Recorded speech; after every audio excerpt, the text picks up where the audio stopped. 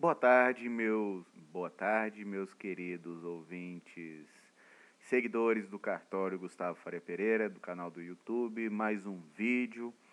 Hoje eu vou falar até de uma coisa inusitada, que é tão pouco falada, infelizmente, pelos operadores do direito notarial registral. Vou falar sobre o registro de títulos e documentos, um pequeno dedo de prosa, obviamente, por causa do volume que é trabalhado. Muitos resumem, na verdade, o estudo com base no artigo 129 e 130 da Lei 6.015, mas o registro de documentos, considerando até a subsidiariedade e a residualidade, ele é muito mais vasto do que o senso comum imagina, e acabou sendo até por erro dos próprios registradores civis de pessoas jurídicas e de títulos e documentos, que normalmente têm competência acumulada, deixaram vacilando. Mas, pois bem, isso acontece, não adianta chorar pelo tempo perdido. Mas quais são os princípios informadores do registro de títulos e documentos, mais conhecidos como RTD ou TD? São princípios: a segurança jurídica, a legalidade, a territorialidade, a compatibilidade, a preponderância e a finalidade. E mais um que eu tenho que falar sobre a residualidade. E quais são os livros do RTD? O livro A, que é o protocolo para apontamento diário e sequencial de todos os títulos, documentos e papéis apresentados para serem registrados ou averbados. Livro B, para trasladação integral de títulos e documentos, sua conservação e validade contra terceiros, ainda que registrado por extratos em outros livros. Livro C, para inscrição por extração de títulos e documentos, a fim de surtirem efeitos em relação a terceiros e autenticação de data. E também o livro D, indicador pessoal, com indicação de nome de todas as partes intervenientes e respectivos consortes, que figurem ativa ou passivamente no registro ou averbação, mencionando sempre que possível o número de documento de identificação do CPF, cadastro de pessoa física, ou CNPJ, de pessoa jurídica.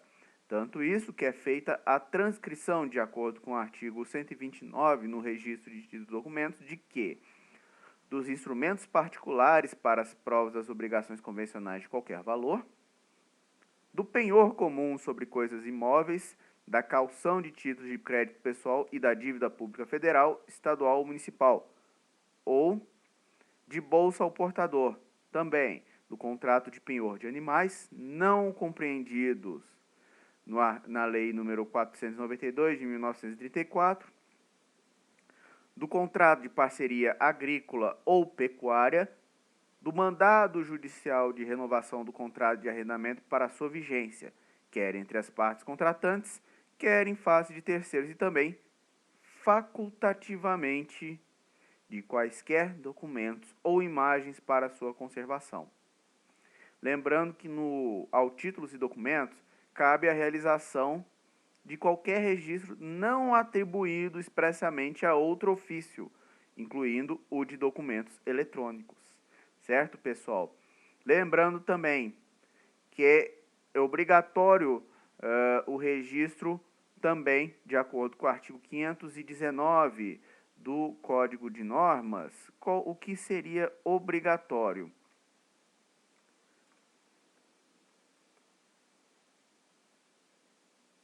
Além das atribuições previstas na Lei 6.015, compete ao registro de títulos e documentos o registro 1. Do contrato de cessão de créditos operacionais futuros de concessionárias. 2. Do contrato de locação de bens móveis para a validade da cláusula de vigência. Bens móveis. Vou repetir. Bens móveis. Por que não imóveis? Porque os bens imóveis está previsto no artigo 167, que é o registro dos contratos de locação de bens imóveis para a validade da cláusula de vigência. Olha só a pequena diferença. do contrato de alienação fiduciária de bens móveis, do penhor comum, do penhor de direito, do penhor de veículo, do consórcio simplificado de produtores rurais e também da constituição do patrimônio de afetação de bens móveis, certo? Para vocês não esquecerem um elemento bem importante, vou dar um macete. Soco no rim, fica imóvel, rural, industrial, mercantis. Logo, no registro de imóveis, o penhor rural, penhor industrial, o penhor mercantil, que vai para onde? Para o registro de imóveis. Só para vocês lembrarem e não caírem de forma errada, ok? Lembrando também, atos que demandam registro no RTD para surtirem efeitos em relação a terceiros. O contrato de locação de prédio, sem prejuízo de ser também levado ao registro de imóveis, quando consignada a cláusula de vigência no caso de alienação de coisa locada. 2. Documento decorrente de depósito ou decalção, instrumentalizado em garantia de cumprimento de obrigação contratual, ainda que em separado o respectivo instrumento. Também, carta de fiança em geral, formalizada por instrumento particular, independente da natureza do compromisso por esta abonado. Também, contrato de locação de serviço não atribuído a outra especialidade de registro. Também, contrato de compra e venda em prestação, com ou sem reserva de domínio, sobre qualquer forma na qual se revista. Ok? O de alienação ou promessa de venda referente a bens móveis e o de alienação fiduciária.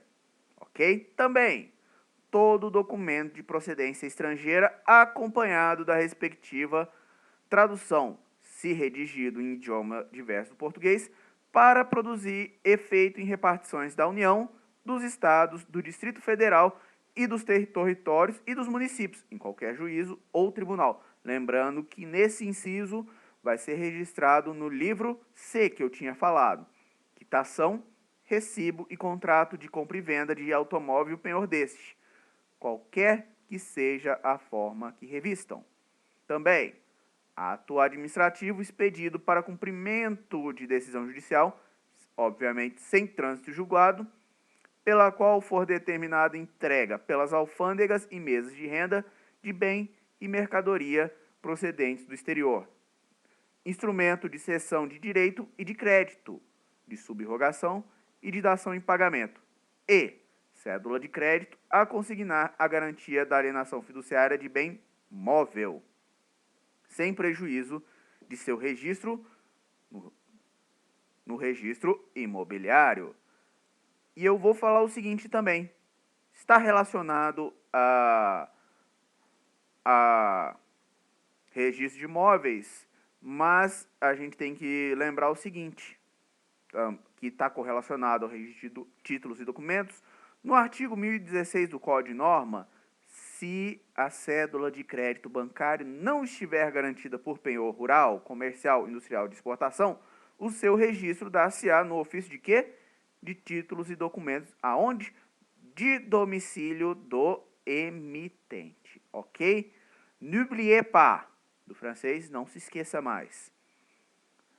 No livro 3 do RI, você vai registrar o quê? A cédula de crédito comercial, industrial e a exportação, sem prejuízo do direito real de garantia.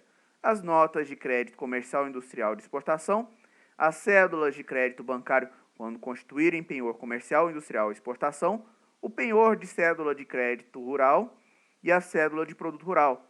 E no livro 2 do RI, a garantia imobiliária, hipoteca e alienação fiduciária da cédula de crédito rural e a cédula de produto rural. Também, as hipotecas e as alienações fiduciárias em garantia de bens imóveis das cédulas de crédito comercial, industrial e a exportação e as cédulas de crédito bancário por sua vez. Era isso que eu tinha a falar, pessoal.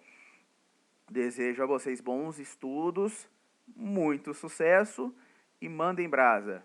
Fé no Pai, que o áudio sai.